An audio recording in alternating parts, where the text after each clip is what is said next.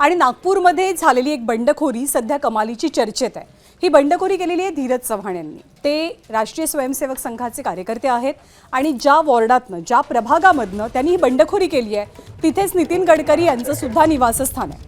भाजपकडनं उमेदवारी न मिळाल्यामुळे बंडखोरी करत त्यांनी अपक्ष म्हणून अर्ज भरला आणि माघार घेतली का नाही याबद्दल त्यांनी एक अजब दावा केलाय। घेतलेला निर्णय मागे घ्यायचा नसतो, टाकलेलं पाऊल मागे घ्यायचं नसतं आणि हे सगळं काही आपण आपल्या पक्षश्रेष्ठींकडनं शिकल्याचं धीरज चव्हाण म्हणतात। त्यामुळे त्यांच्या बंडखोरीची सध्या नागपुरात जोरदार चर्चा रंगते। माझा काही हे राजकीय पिंड नाही, पण मला असं वाटते की जो कार्यकर्ता काम करतो त्याला कुठेतरी योग्य मान सन्मान मिळाला पाहिजे आणि माझे जे पक्षश्रेष्ठी आहे मी ज्यांना मानतो अशा सगळ्यांचा तुम्ही स्वभाव बघितला तर त्यांनी घेतलेलं कुठलंच पाऊल कधी आयुष्यात मागे घेतलं नाही। तर त्यांच्याचकडून प्रेरणा घेऊन मी सुद्धा एक सामान्य कार्यकर्ता आहे आणि त्यांच्या कार्याची दखल घेऊनच, त्यांच्या विचाराची दखल घेऊन, त्यांच्या निर्णयाची दखल घेऊन मी माझा पाऊल मागे घेतला नाही।